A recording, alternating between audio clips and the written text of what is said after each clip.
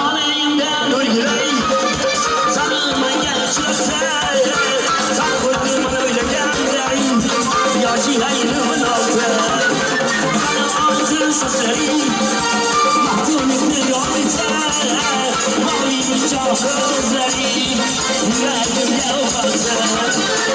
Aleyhimden ölgüley, sanırma gerçekten. Sen koydun bana öyle gelmey, yaşı yayınımın altı. Sana altın saçlarım, mahtumluklu yol biter.